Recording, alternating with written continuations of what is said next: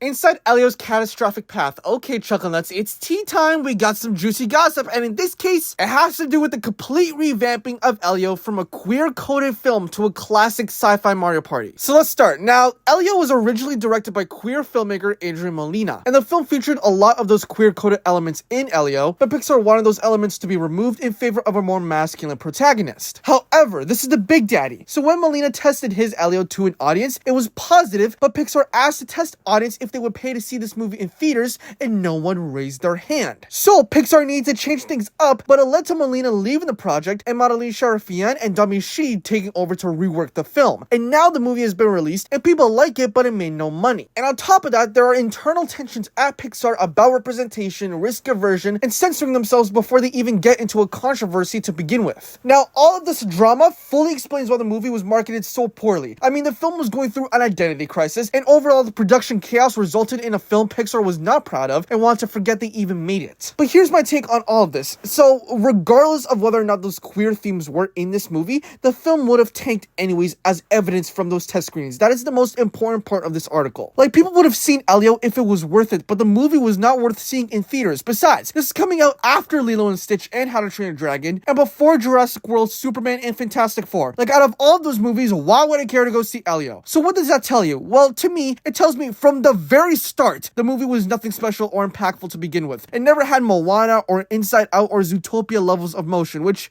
you know what, kind of explains why they love doing sequels to those movies, because it's not just about money, but those worlds are interesting to explore, and Elio did not have that. So yeah, it sucks to suck.